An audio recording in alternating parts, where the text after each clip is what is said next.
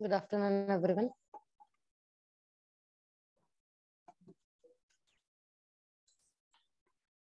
Am I audible?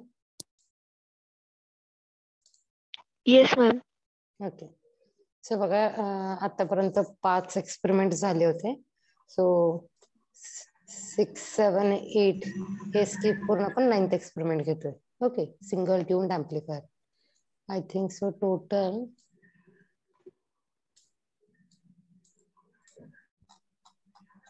there are 24 or 26 practicals.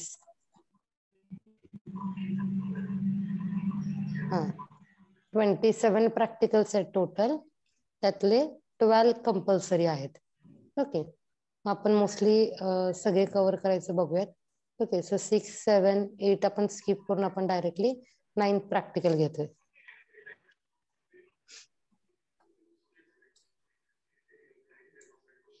So 9th practical is single tuned amplifier.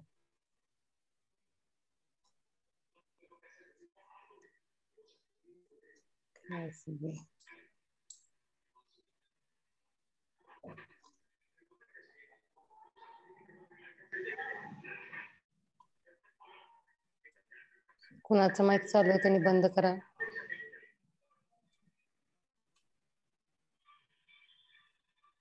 कुणाचं mic चालू आहे.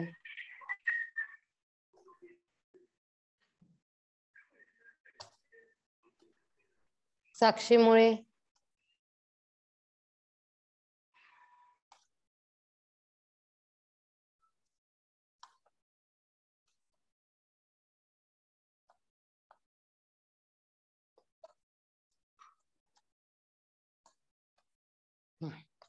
single tuned amplifier. Okay, what is the meaning of tuned amplifier? Anyone? आता आपला सगळा syllabus संपला. आता तुम्हाला tuned amplifier म्हणजे काय सांगता आलं पाहिजे. व्हॉट इज द एम्प्लीफायर सांगा मला. What is meant by amplifier? शांत बसू नका. या सब्जेक्टला एक्सटर्नल ओरल आहे. तुम्ही नाही बोलला तर तुम्हाला मार्क भेटत नाहीत. ते मीटिंग्स रेकॉर्डेड असतात, आपण MSBT ला पाठवतो. एम्प्लीफायर म्हणजे काय सांगा.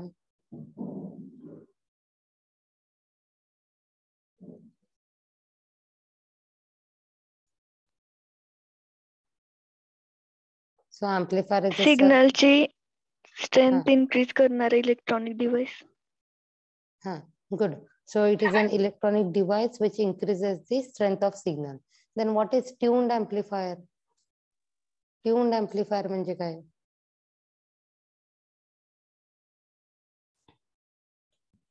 So in amplifier circuit to load, when we are connecting LC tank circuit, at that time that amplifier is called as tuned amplifier. म्हणजे amplifier circuitry मध्ये जेव्हा लोडला आपण रेझोनंट सर्किट कनेक्ट करतो तेव्हा त्या सर्किटरीला आपण ट्यून्ड एम्प्लीफायर असं म्हणतो. ओके, मग त्या रेझोनंट सर्किट काय कनेक्ट करायचं. So why there is a need to connect that resonant circuit? Because we are able to select the required frequency. Okay, so amplifier काय करतो, सगळे फ्रिक्वेन्सी एम्प्लीफाय करतो. पण ट्यून्ड एम्प्लीफायर काय करतं, फक्त सिलेक्टेड फ्रिक्वेन्सीज तो काय करतो, एम्प्लीफाय करतो. Therefore we have a choice to select our desired frequency and that selected frequency can only be amplified. Okay, and single tuned amplifier म्हणजे काय, एकच फ्रिक्वेन्सी आपण एम्प्लीफाय करू शकतो, त्याला आपण काय म्हणतो, सिंगल ट्यून्ड एम्प्लीफायर. ओके, एकच फ्रिक्वेन्सी जे एम्प्लीफायर सर्किटरी एम्प्लीफाय करतं त्याला आपण काय म्हणतो, सिंगल ट्यून एम्प्लीफायर असं म्हणतो. आणि बाकीचे सगळे फ्रिक्वेन्सीजला तो काय करतो, रिजेक्ट करतो. सो एकच फ्रिक्वेन्सी एम्प्लीफाय करतो म्हणजे एकाच ठराविक फ्रिक्वेन्सीला म्हणजे रेझोनंट फ्रिक्वेन्सीला तुम्हाला हायेस्ट आउटपुट भेटेल आणि बाकीच्या फ्रिक्वेन्सीजला तुम्हाला कमी कमी आउटपुट भेटत जातं. ओके, हेच आता सांगितलं. मिनिमम बॅकग्राऊंड काय आहे ते आता तुम्हाला सांगितलं की डिझायर्ड फ्रिक्वेन्सी सिलेक्ट करता आली पाहिजे आणि ती एम्प्लीफाय करता आली पाहिजे. ते म्हणजे आपलं ट्यून्ड एम्प्लीफायरचं सर्किट. सो पर्टिक्युलर फ्रिक्वेन्सी फक्त तो काय करतो, सिलेक्ट करतो आणि बाकीच्या फ्रिक्वेन्सीजला तो रिजेक्ट करतो. ओके, आता this is the circuit diagram for tuned single tuned amplifier. Okay, so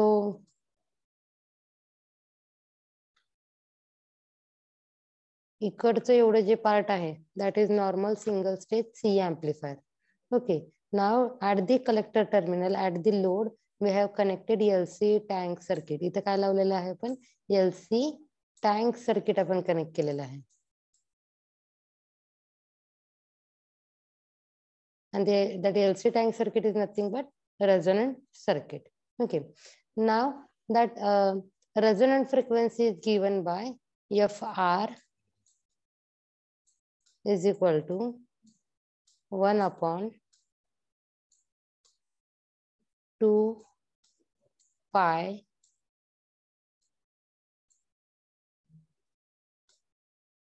under root LC. म्हणजे resonant frequency आपण कसं decide करतो?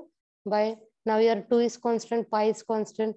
Therefore, by changing the values of inductor and capacitor, we can change the value of resonant frequency. म्हणजे resonant frequency कोण select करतंय? तर LC tank circuit select करते म्हणजे आपलं resonant circuit सिलेक्ट करते म्हणजे components inductor and capacitor frequency decide करतात. So for that resonant frequency you will get maximum output. इथं आपण बघू शकतो max output कुठं आहे? That is FR ला.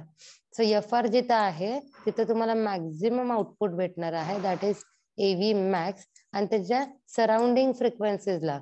So here the frequencies are decreasing and here the frequencies are increasing. इथं काय होतं? तुम्हाला कमी कमी output भेटत जाते. Okay. So याच्यासाठी काय काय लागणार आहे बघा आपल्याला. सो ऑसिलोस्कोप लागणार आहे त्याच्यानंतर VCC लागणार आहे power supply transistor BC107 resistors capacitors inductor. Okay आपण हे मल्टीमीटर वरती करूया. ओके सो बघा पहिले लागणार आहे ट्रान्झिस्टर आणि 1 2 3 तीन resistor 1 2 3 4 capacitor. Okay so 1 transistor 3 resistor आणि 4 कॅपॅसिटर. सो हे मल्टीसिम ची स्क्रीन आहे. सो प्लेस म्हणा तुम्हाला इकडून सुद्धा प्लेस करता येतं किंवा डायरेक्टली प्लेस म्हणून वरती ऑप्शन आहे तिथून सुद्धा तुम्ही करू शकता. So place components. सो पहिले काय करायचं आपल्याला ट्रान्झिस्टर. सो ट्रान्झिस्टर मध्ये जाऊ ट्रान्झिस्टर. ओके सो इथे डायरेक्टली BC107 टाइप केलेलंच आहे. सो सिलेक्ट करा. Okay centre. ओके आता काय घ्यायचं आपल्याला रेजिस्टर्स घ्यायचे आहेत. सो किती रेजिस्टर्स घ्यायचे आहेत? सो रेजिस्टर्स आपण कुठून सिलेक्ट करणार? बेसिक मधून सिलेक्ट करणार. So basics then resistor. So we will change the value afterwards. आपल्याला आता फक्त 3 रेजिस्टर्स घ्यायचे आहेत. सो R1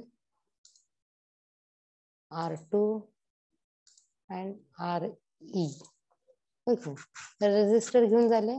आता आपल्याला काय घ्यायचं आहे? कॅपॅसिटर. सो 4 कॅपॅसिटर्स घ्यायचे आहेत. एक आहे इनपुट कॅपॅसिटर C in, त्याच्यानंतर एक आउटपुट कॅपॅसिटर C out, त्याच्यानंतर third capacitor is the emitter capacitor आणि फोर्थ कॅपॅसिटर हे आपलं LC टँक सर्किट मधला कॅपॅसिटर. ओके त्याच्यानंतर आपल्याला काय घ्यायचंय? एक इंडक्टर. सो एक इंडक्टर घेतलं. ओके आता हे क्लोज करूया आणि बाकीचे सगळे पॅरामीटर्स उभे करूया. सो बघा मी कंट्रोल बटन यूज करतेय आणि सिलेक्ट करतेय. सो कंट्रोल बटन प्रेस करा आणि जेवढे तुम्हाला कंपोनेंट्स पाहिजे ते सिलेक्ट करा. ओके त्याच्यानंतर ना राईट क्लिक करा आणि रोटेट 90 डिग्री. ओके तुमच्या स्क्रीनवर दिसत नसेल तर तुम्ही झूम करून बघा. सो 90 डिग्री केल्यानंतर ना हे काय झाले? व्हर्टिकल झाले.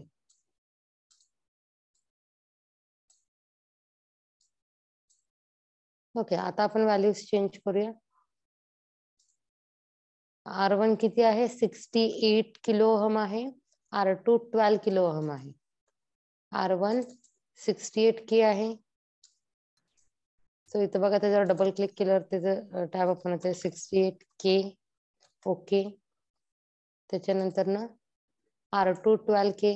So R2 is 12K. Okay after that RE is 100 ohm. RE हे 100 आहे, 100 ओहम. ओके, नाव बदलायचे असतील तर तुम्ही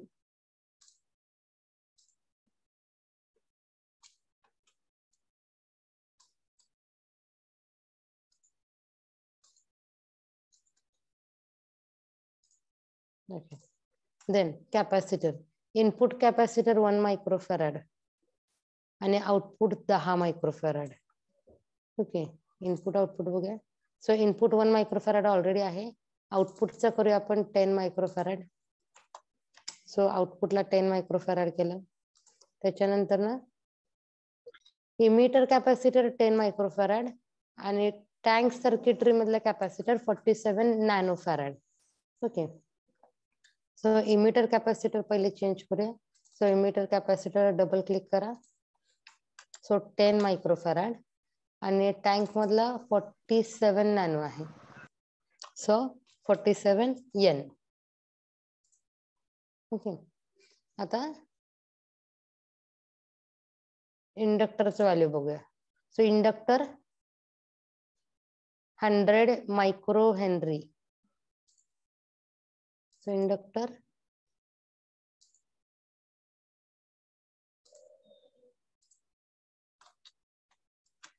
100 मायक्रो हेनरी. ओके,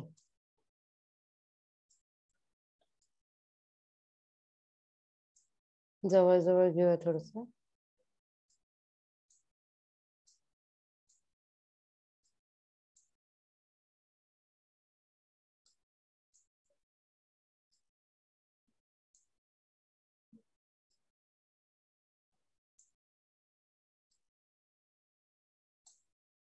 ओके, आता कनेक्शन्स करूया.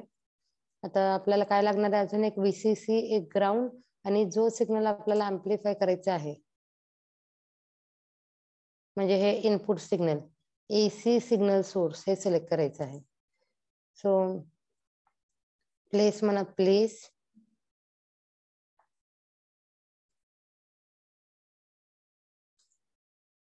So signal voltage source select करा. त्याच्यामधनं AC व्होल्टेज सोर्स प्लेस करा. त्याच्यानंतर आपल्याला काय करायचं आहे, नॉर्मल पॉवर सोर्सेस करा, VCC. सो VCC सिलेक्ट करा इथं वरती. त्याच्यानंतर आपल्याला काय करायचं आहे, ग्राउंड.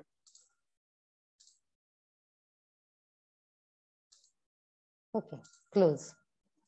कुठून कुठून काय काय घेतलं कळालं. तुमच्या स्क्रीनवर दिसत नसेल तर झूम करा. ओके, आता बघा, आता आपल्याला कनेक्शन्स करायचे आहेत.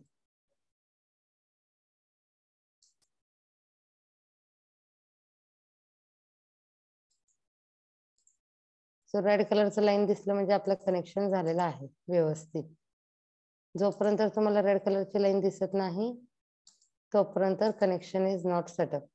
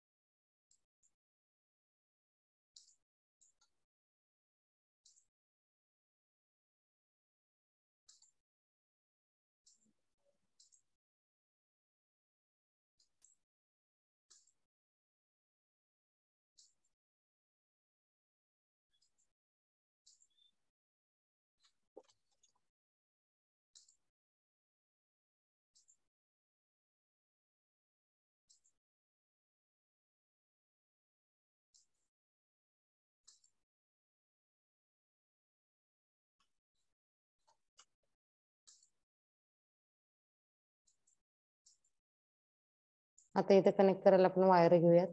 सो प्लेस ऑन स्कीमॅटिक केलं, वायर घेतली. परत एकदा राईट क्लिक करा, प्लेस ऑन स्कीमॅटिक, वायर.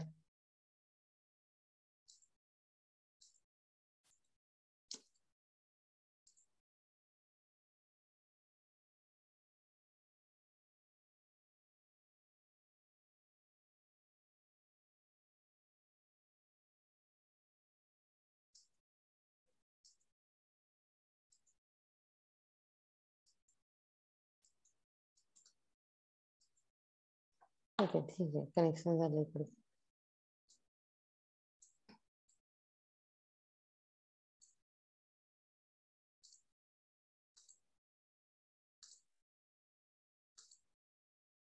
जसं आपल्या मॅन्युअल मध्ये आहे तसं सर्किट कनेक्ट करा. कोणाला काही अडचण असेल तर विचारा.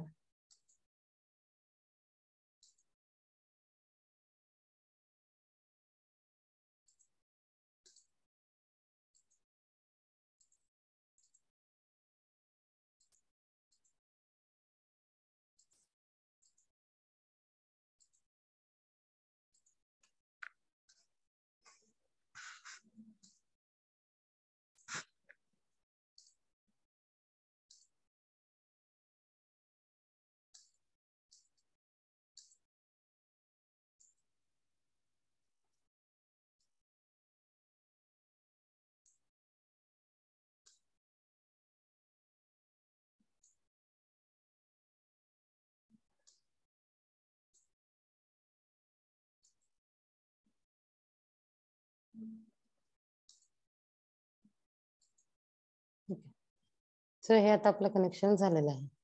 VCC सप्लाय चेंज करा, राईट क्लिक करा, 12 वोल्ट करा. So 12 volt. त्याच्यानंतर ना इकडचं पीक टू पीक व्होल्टेज आपल्याला चेंज करायचं आहे. So right click, 10 volt peak to peak आणि फ्रिक्वेन्सी 10 किलोहर्ट्ज. ओके, सिलेक्ट केले. ओके, आता आपल्याला आउटपुट बघण्यासाठी आपल्याला काय करायचं आहे, आपल्याला ऑसिलोस्कोप कनेक्ट करायचं आहे. सो ऑसिलोस्कोप,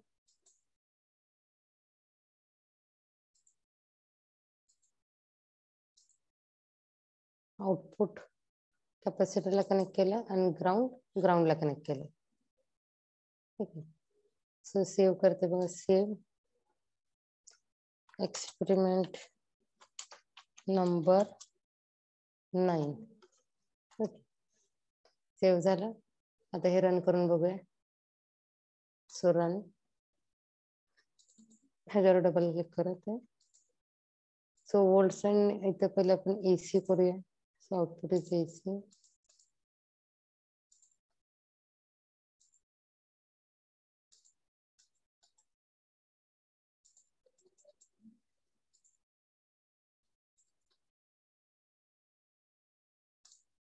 ओके, इथं आपल्याला आउटपुट दिसतंय.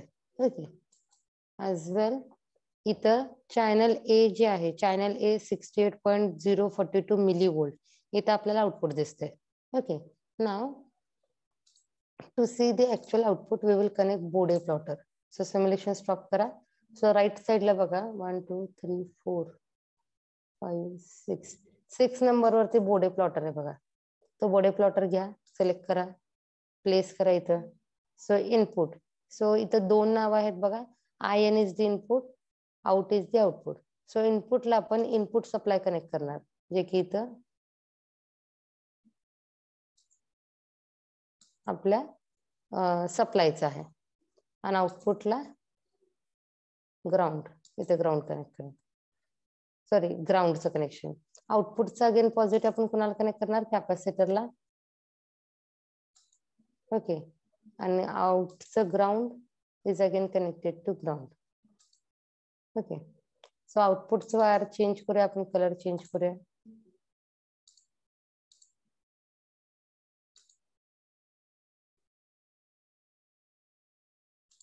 ओके, सो आउटपुटचं कलर आपण चेंज केलं. Now we will see the output. Okay, save करा आणि अगेन रन. ओके, इथं आपल्याला आउटपुट दिसतंय, पण प्रत्येकाची रिडिंग्स घ्यायला लागतील आपल्याला. ट्यून्ड एम्प्लिफायरचं आउटपुट बघायचं म्हणून आपण बोडे प्लॉटर घेतला. Run, double click on Bode plotter. Okay, आता इथं बघा, इथं आता इथं फ्रिक्वेन्सी दिसते 1 मिली हर्ट्ज. त्याचं गेन दिसते इथं खाली -250.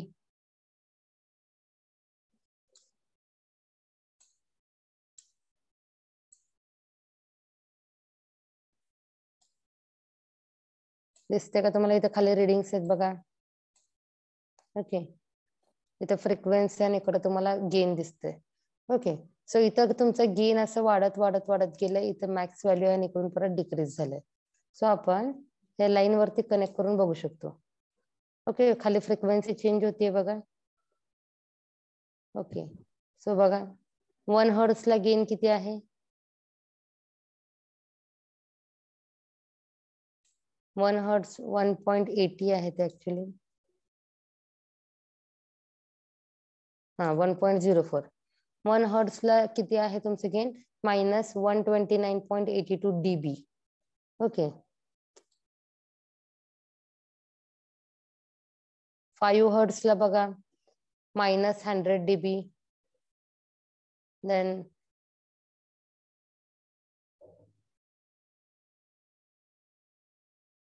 आपण बघूया मॅक्स आउटपुट कुठे येते.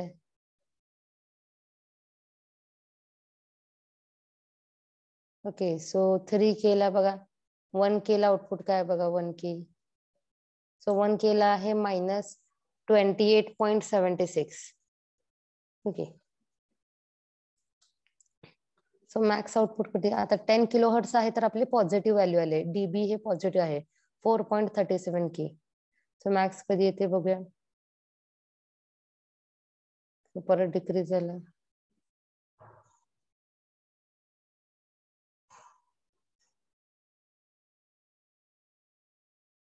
$83. I will note down. तुम्ही पण लिहून घ्या कुठेतरी. 83K ला तुमचं 33.63 dB आहे. ओके, त्याच्या पुढे मागे अजून आपण बघूया. 60 ला 29.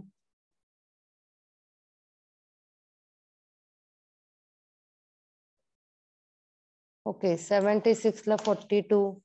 सो 736 ला 42.660 dB आहे. ओके, अजून आपण वारी करूया. म्हणजे आपला 83 ला 33 आहे तर 46 76 ला अजून जास्त आहे. 71 ला 45 आहे. ओके,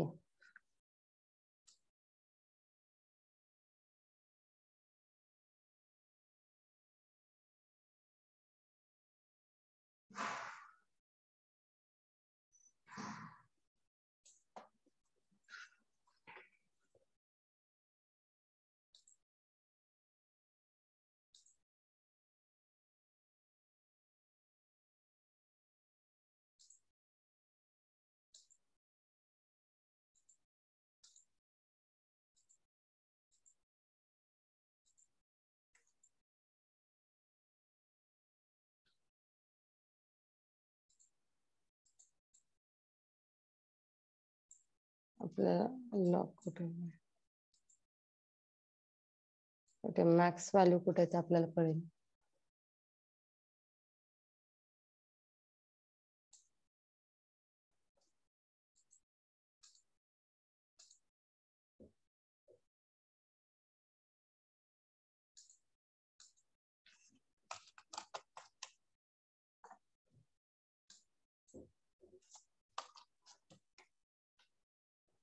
ओके,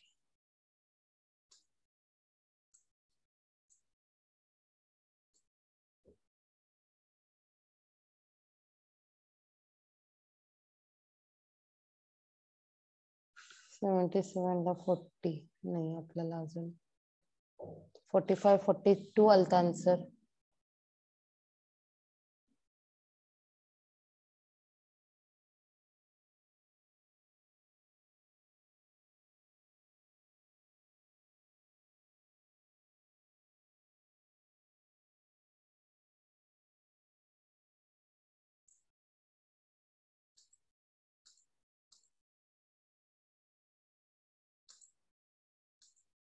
ओके, इथं बघा आपल्याला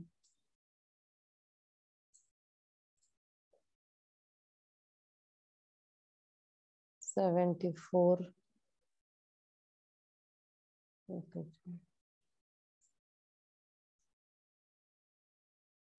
71 ला 50 आहे बघा. 50 dB आहे.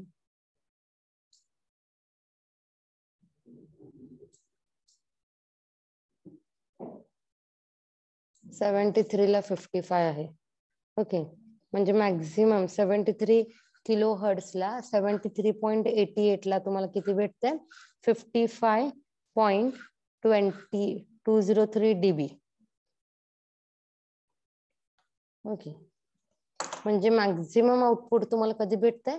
73.88 किलो हर्ट्स असताना तुम्हाला मॅक्झिमम आउटपुट भेटतंय. ओके, म्हणजे बाकीच्या सगळ्या फ्रिक्वेन्सीजला, आता हे बघा तुमचं कर्सर कुठं आहे? एकदम सेंटरला आहे. तर इथं तुम्ही बघू शकता की मॅक्झिमम आउटपुट आहे. Okay, here measure 55.20. तुमच्या स्क्रीनवरती तुम्ही झूम करून बघा. 55.203 आणि फ्रिक्वेन्सी किती आहे? 73.88 किलो.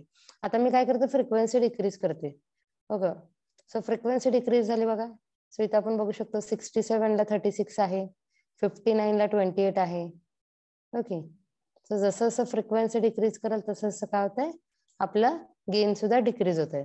आणि समजा फ्रिक्वेन्सी जर अबाव इन्क्रीज केली, 78 ला 38 आलंय, 87 ला 30 आहे, सो 125 ला 20, म्हणजे फ्रिक्वेन्सी वाढवली की गेन काय होतं?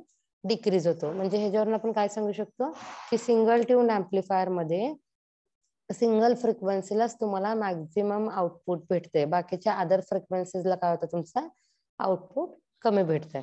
ओके, मग आता तुम्हाला रीडिंग्स कशी लिहायची आहेत बघा. इथं असेल तर दाखवते मी. ELPR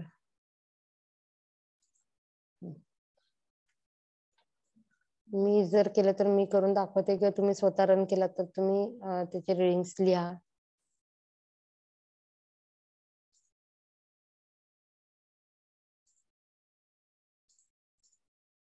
okay,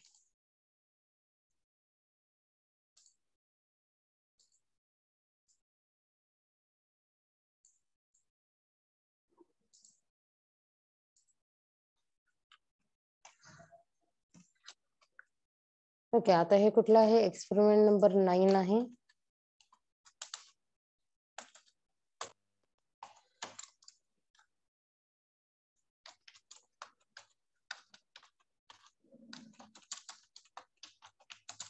single tune amplifier. Okay, input आहे 10 volt peak to peak. Okay, आणि आता आपण इथं काय करूया? फ्रिक्वेन्सी चेंज करूया आणि आउटपुट व्होल्टेज न बघता डायरेक्टली आपण काय करतोय? गेन बघतोय. त्यामुळे तुमचा गेन इन डीबी बघतोय. त्यामुळे तुम्ही काय करा? रिव्हर्स इंजिनिअरिंग थ्रू हे बाकीचे व्हॅल्यूज फाइंड आउट करा. ओके, सो मी आता तुम्हाला हे झाल्यानंतर ना हे टेबल प्रोव्हाइड करते. सो इथं काय असणार आहे तुमचं? 73 किती होतं मग? 73 K लाच आपला मॅक्झिमम आउटपुट आलं, that is 55.20 dB. Okay, so मी 10च्या डिफरन्सनी काय करते? रीडिंग्स घेते आणि ते तुम्हाला सेंड करते. फक्त तुम्हाला काय करायचंय? रिव्हर्स इंजिनिअरिंग यूज करून आउटपुट गेन आणि गेन कॅल्क्युलेट, आउटपुट व्होल्टेज आणि गेन कॅल्क्युलेट करायचंय. Okay, so gain in dB आहे तर तुम्ही नॉर्मल गेन फाइंड आउट करा. ओके, नॉर्मल गेन वरनं तुम्ही इनपुट व्होल्टेज तर आपल्याकडे आहे 10 वोल्ट, त्याच्यावरनं आउटपुट व्होल्टेज तुम्ही फाइंड आउट करा. तुम्हाला अडचण आली तर तुम्ही मला विचारा. ओके, आता हे झालं आपलं प्रॅक्टिकली 73 व्हॅल्यू आली. Okay, that is practically 73.88 he value आली. आता थेरॉटिकली आपण बघूया. सो थेरॉटिकली बघा, आपण 47 नॅनोफॅरड आणि इंडक्टरची व्हॅल्यू आहे 100 मायक्रो हेनरी. तुम्ही कॅल्क्युलेट करून सांगा मला किती FR फ्रिक्वेन्सी येते. So FR is equal to 1/2 pi under root LC. So is equal to 1/2 pi. कॅल्सी काढा, कॅल्सी ओपन करा तुमची आणि मला सांगा. अंडर रूट, सॉरी, एल ची व्हॅल्यू किती आहे? 100 मायक्रो.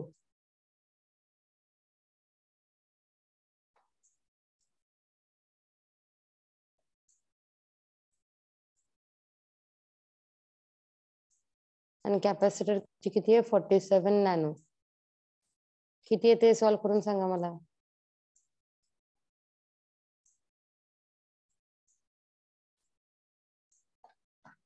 कॅल्सी ओपन करा.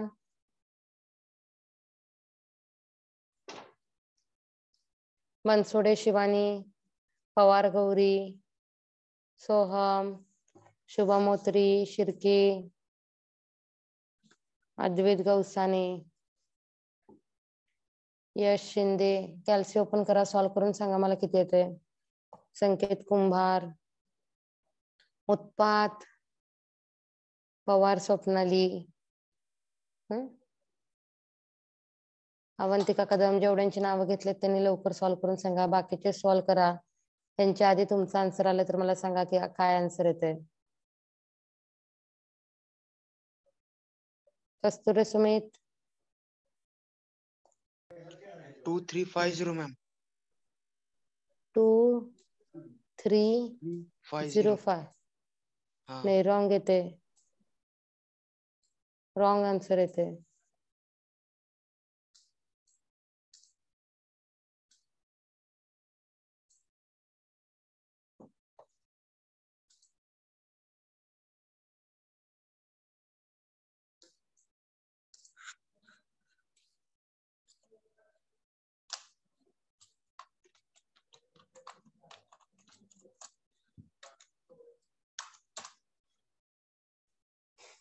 सायंटिफिक बघू आता यात कसं यूज करता येते. सो आपल्याला काय करायचंय, 1/2 पाय 100 मायक्रो इंटू 40 सेंटी. सो पहिले काय करूया, 100 into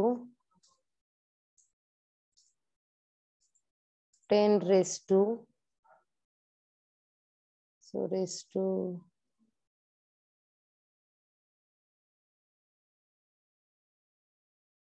okay, direct under root आहे. थांबा आपण अंडर रूट करूया. Under root of 100 into 10 raise to, नाही ई पण नाही, 10 raise to -6. Okay, multiplied by 47 into 10 -9 is equal to. हे आन्सर येते आपलं.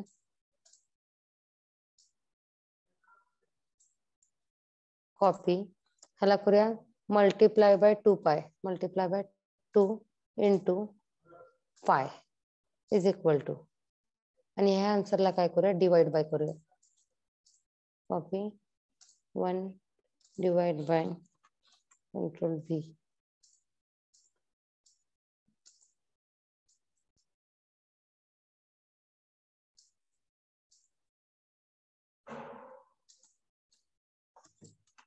(0.00)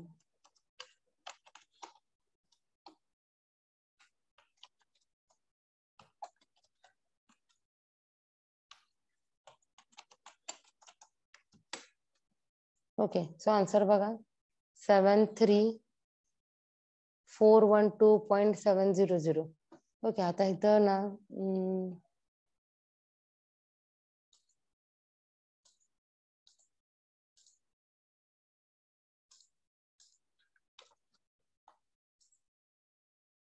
एकच मिनिट.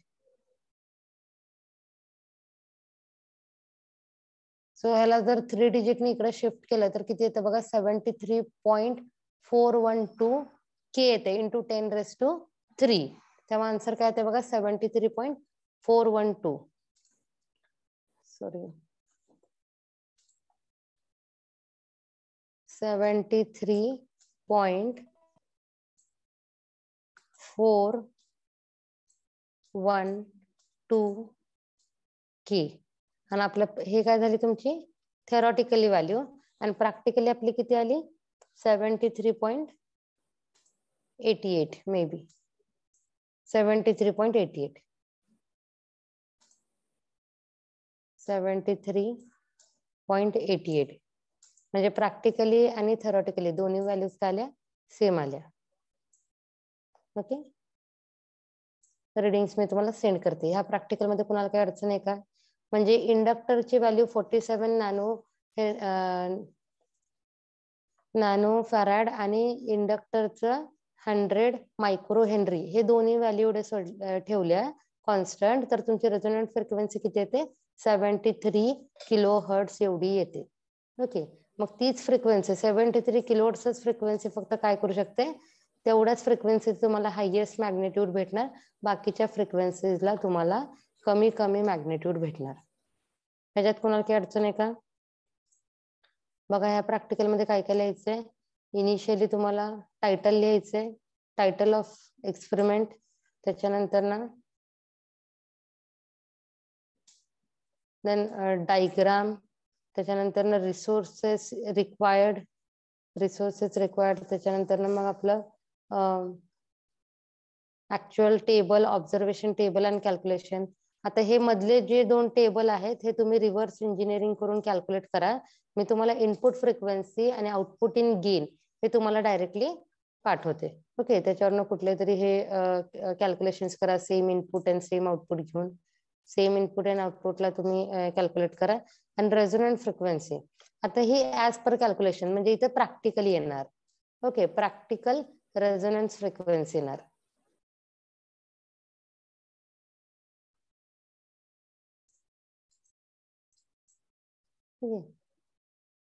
आता इथे 2 विचारले, थेरॉटिकली प्रॅक्टिकल फ्रिक्वेन्सी आणि प्रॅक्टिकली रेझोनन्स फ्रिक्वेन्सी. थेरॉटिकली किती आली? 73.412 किलोहर्ट्ज.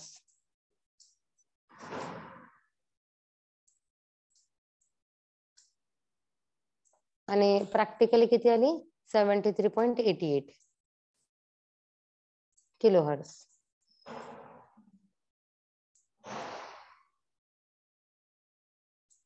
ओके, त्याच्यानंतर ना तुम्ही कंक्लुजन लिहा आणि त्याच्यानंतर क्वेश्चन आन्सर्स. ओके, सो इथे 3च आहेत, अजून 2 क्वेश्चन्स तुम्ही ऍड करा. What is tuned amplifier, Y there is a need of tuned amplifier, हे क्वेश्चन लिहा. आणि अजून एक क्वेश्चन लिहा, draw and explain series resonant circuit. Okay, 5 question लिहायचे आहेत ह्याच्या खाली. सो ऑलरेडी इथं 3 क्वेश्चन्स दिलेले आहेत. दुसरे 2 क्वेश्चन्स काय आहेत तर 4th क्वेश्चन आहे defined tuned amplifier and state what there is a need for tuned amplifier. Okay, आणि 5वा क्वेश्चन काय? Draw and explain series resonant circuit. ह्याच्यामध्ये कोणाला काही अडचण आहे का?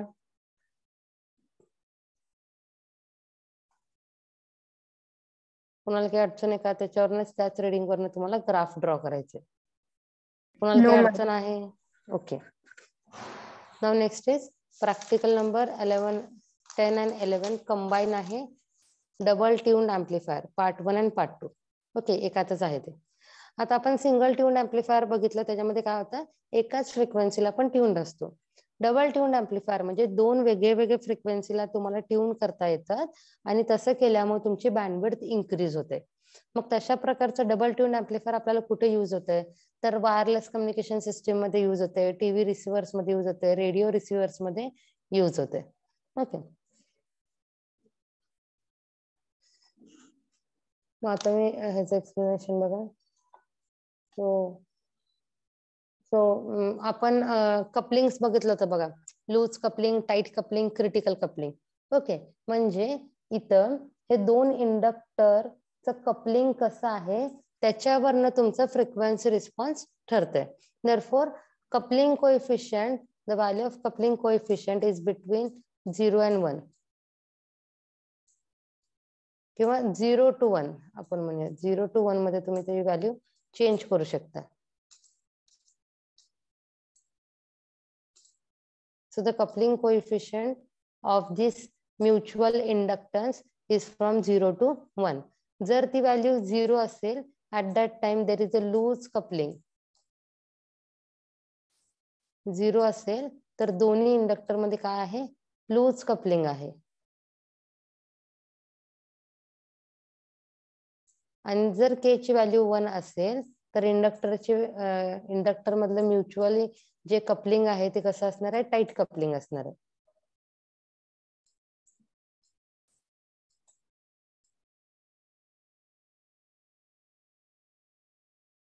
आणि आपण बघितलं लूज कपलिंगला कसं येतं आणि टाईट कपलिंगला कसं फ्रिक्वेन्सी रिस्पॉन्स येते हे आपण थेअरी मध्ये बघितलं. आज आपण प्रॅक्टिकली बघूया. ओके, सो सेम सर्किट आहे बघा. R1, R2, RE resistor, CE resistor, C in resistor, input capacitor. Change काय आहे? फक्त इकडचं सर्किटरी चेंज आहे. इथं फक्त आपण एकच एलसी टँक सर्किट कनेक्ट करत होतो, आता आपल्याला 2 एलसी टँक सर्किट कनेक्ट करायचे आहेत. ओके,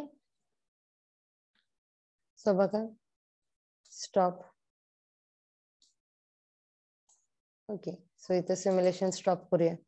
ओके, आता ह्याच सर्किटरी मध्ये आपण काय करूया, चेंज करूया. ओके, सो बघा मी हे डिलीट करते, इंडक्टर डिलीट करते आणि हा कॅपॅसिटर डिलीट करते. आता इथं आपल्याला काय करायचं आहे, एक कॅपॅसिटर आणि एक इंडक्टर कनेक्ट करायचं आहे. सो या कॅपॅसिटरला कॉपी केलं आणि ते पेस्ट केलं. ओके, कोण लिहितंय? गौरव आईवळे. काय तुम्हाला लिहायचं आहे का गौरव? ओके, त्याच्यानंतर बघा प्लेस करायचं आता आपल्याला इथं. सो प्लेस म्हणा कंपोनेंट्स. सो इथं सोर्सेस मध्ये जावा, इथं बेसिक्स मध्ये जावा, बेसिक्स मध्ये ट्रान्सफॉर्मर सिलेक्ट करा आणि ट्रान्सफॉर्मर मध्ये कपल्ड इंडक्टर सिलेक्ट करा.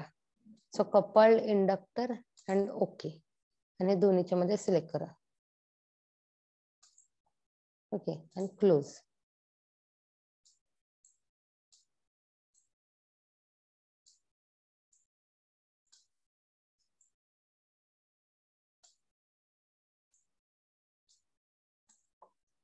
ओके, आता हे इंडक्टर आपण कनेक्ट करूया तिकडे.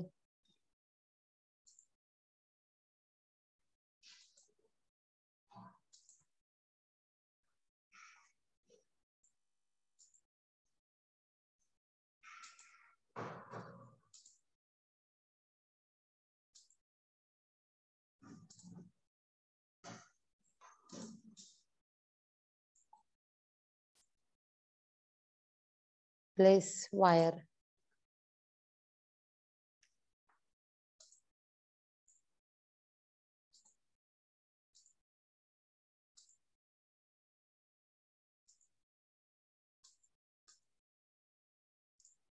ग्राउंडला कनेक्ट करूया वायर.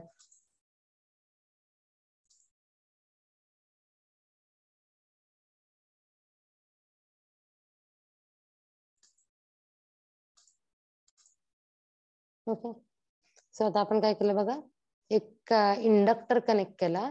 सो तो इंडक्टर कसा आहे, कपल इंडक्टर आहे आणि कॅपॅसिटर पण सेट केलं. सो इकडचं जे काही कॅपॅसिटर आणि इंडक्टर सर्किट आहे that forms first tuned amplifier, आणि जे राईट साइडचं जे कॅपॅसिटर C2 आणि T1 आहे, T1 आहे, ते काय करतं, सेकंड ट्यून्ड एम्प्लिफायर फॉर्म करतं.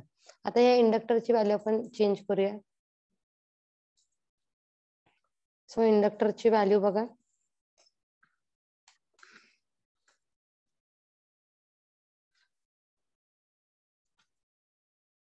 इंडक्टरचं व्हॅल्यू आपल्याला 100 मायक्रो हेनरी ठेवायचं आहे.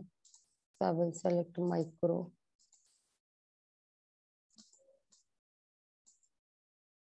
Copy,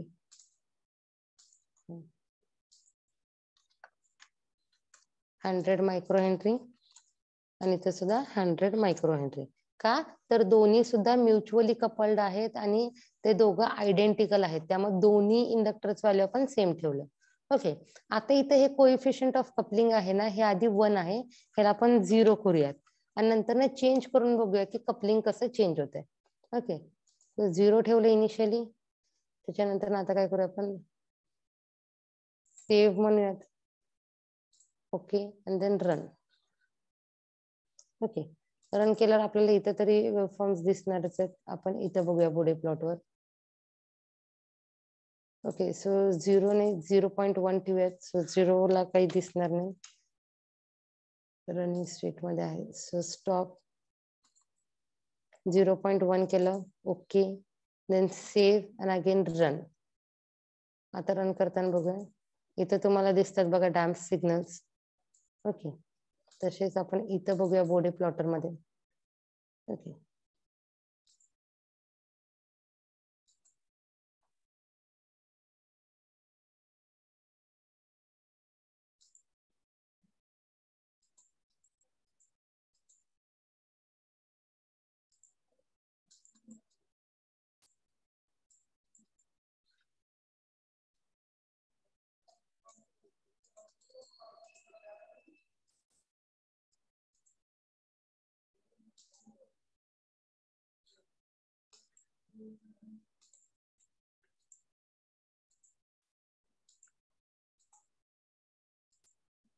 okay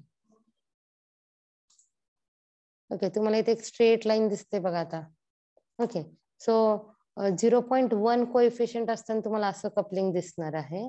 so I will stop this and I will change the value of inductance. Inductance coefficient change करते बघा. 0.1 होता आता 0.2 करते. Save and now run. आता रन केल्यावरती बघा इथे तुम्हाला कसं दिसतंय. आता इथे तुम्हाला 2 लाईन्स दिसत आहेत. ओके,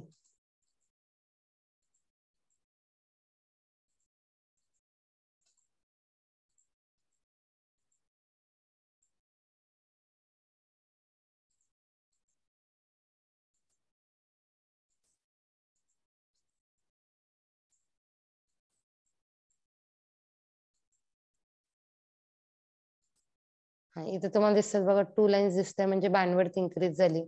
सो स्टॉप करूयात, परत एकदा व्हॅल्यू चेंज करूया. सो 0.12 होता आता 0.3 करूया. आता हे आधीचं ग्राफ आहे बघा. ओके, हे आधीचं ग्राफ आहे. तुम्हाला आता परत रन केल्यावरती रन करूयात. रन केल्यावरती बघा इथली बँडविड्थ इन्क्रीज झाली. ओके,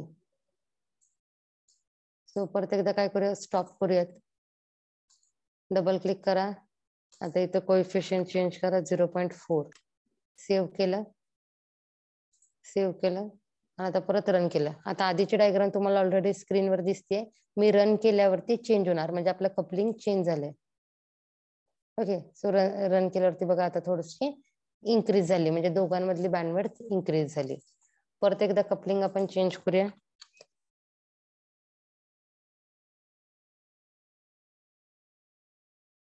सेव्ह केलं, आता परत रन केलं.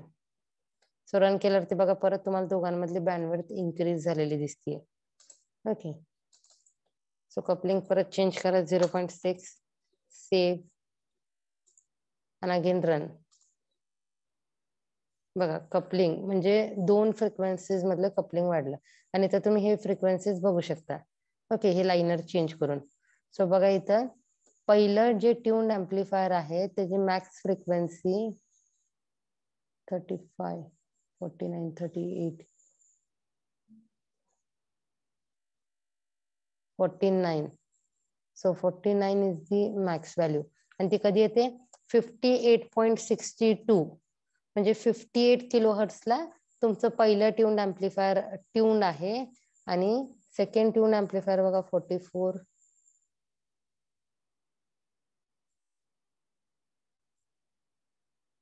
44, म्हणजे 1115 किलो हर्ट्सला सेकंड सर्किटरी तुमचं ट्यून्ड आहे. ओके, आता तुम्ही म्हणाल दोन्ही कॅपॅसिटरची व्हॅल्यू सेम आहे, दोन्ही इंडक्टरची व्हॅल्यू सेम आहेत, मग दोन्हीचे फ्रिक्वेन्सी वेगळे वेगळे कसं काय? तर that depends upon the coupling coefficient. दोन्ही इंडक्टर मध्ये किती प्रमाणात ते कपल्ड आहेत त्याच्यावरनं ते काय होते, त्याचे फ्रिक्वेन्सीज चेंज होतात. Okay, stop. अगेन आपण चेंज करूया. 7, 0.7 केलं. रन केल्यावरती बघा परत व्हॅल्यू. स्टॉप. अगेन 0.8. सेव्ह. आता रन केलं. सो परत चेंज झालं, म्हणजे परत बँडविड्थ वाढली त्याची. सॉरी, आय विल स्टॉप दिस. आता 0.9 करूया. ओके, आणि रन करूया. परत बँडविड्थ काय झाली, इन्क्रीज झाली. स्टॉप. आता आपण 1 करूया. So maximum is the 1 value. Coefficient coupling 1 असते. आता रन करते बघा, तुम्हाला वेव्हफॉर्म मधला फरक दिसेल. ओके, सो 1 ला अगदी टाईट कपलिंग असते. टाईट कपलिंग असल्यामुळे तुम्हाला एकच फ्रिक्वेन्सी भेटणार, and that frequency is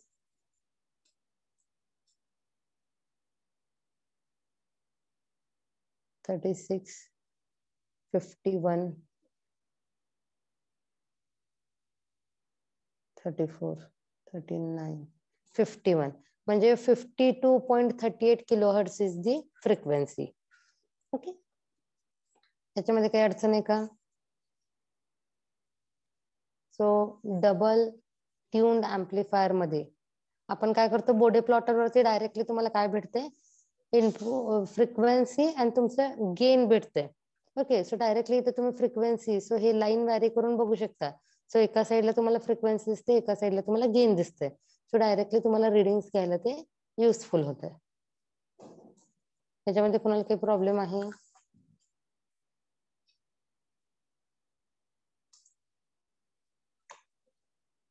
okay, so we will stop here today. आता याच्यामध्ये काय लिहायचंय बघा.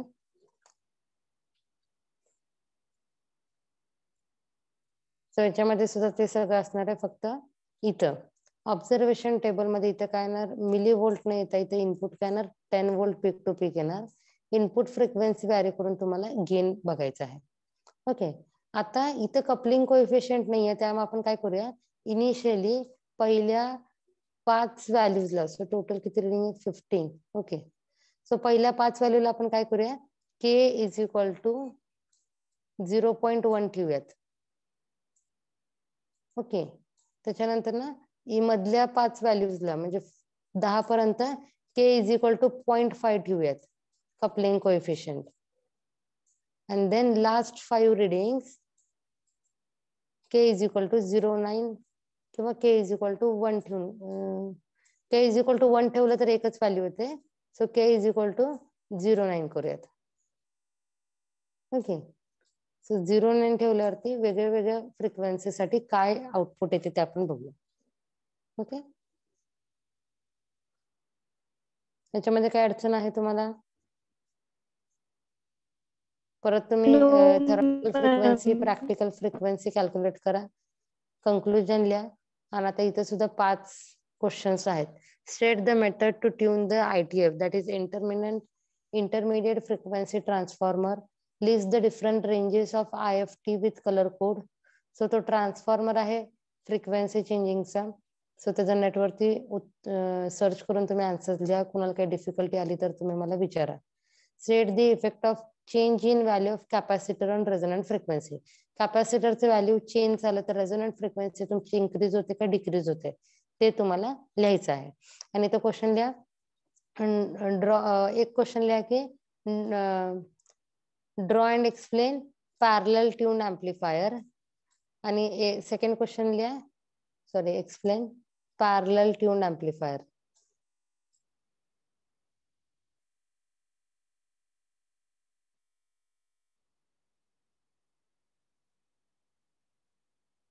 ओके, आणि लास्ट क्वेश्चन लिहा draw and explain staggered tune circuit. 5 questions तरी मिनिमम असले पाहिजेत तुमच्या नोटबुक मध्ये आफ्टर एक्सपेरिमेंट.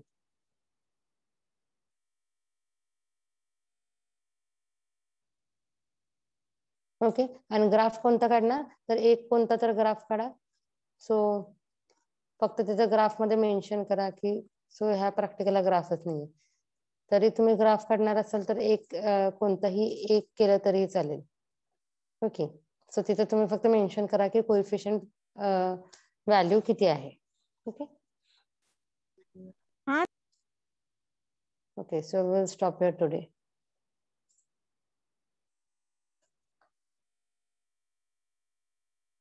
सो आता बघा, आधी 5 एक्सपेरिमेंट झालते, आज 3 झाले. ऍक्च्युली 2 झाले, पण प्रॅक्टिकल नंबर 10 आणि 11 एकातच कन्सिडर होते. सो त्याला 2 वेगळे वेगळे आहेत, प्रॅक्टिकल नंबर 10 आणि प्रॅक्टिकल नंबर 11, पार्ट 1 आणि पार्ट 2. पण रिडिंग्स तर एकच आहेत. त्यामुळं आज टोटल 3 झाले, म्हणजे असे टोटल आपले 5 आणि 3 8 एक्सपेरिमेंट झालेत. ओके, म्हणजे तुम्ही तुमच्या मॅन्युअल मध्ये लिहिताना डबल ट्यून एम्प्लीफायर एकदाच लिहिणार आहात, पण तिथं वरती नाव देताना काय देणार त्याला, practical number 10 and 11 double tune amplifier bracket मध्ये लिहायचं पार्ट. तुम्हाला दाखवते पार्ट 1 आणि पार्ट 2.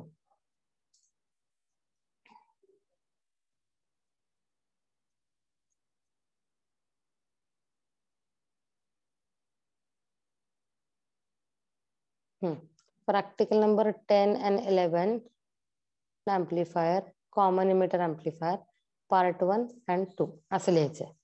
ओके, म्हणजे तसं बघायला गेलं तर आपले 8 एक्सपेरिमेंट झाले.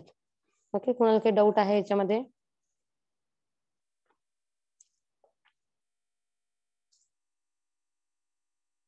So we will stop here today. मी रिडिंग्स पाठवते थोड्या वेळाने ग्रुपवरती. तुम्ही तुमच्या मॅन्युअल मध्ये लिहायला, तुम्ही जे बुक केलंय त्याच्यामध्ये लिहायला चालू करा. कुणी लिहिलं नसेल तर आधीचे 5 एक्सपेरिमेंट लिहून काढा. एक्सपेरिमेंटच्या फर्स्ट पेजवर, म्हणजे जिथे तुम्ही experiment number 1, experiment number 2, experiment number 3 लिहिता, त्याच्यावरती तुमचं नाव आणि रोल नंबर पाहिजे मला कोपऱ्यात. ओके. आणि ते व्यवस्थित स्कॅन करून मग तुम्ही सेंड करा.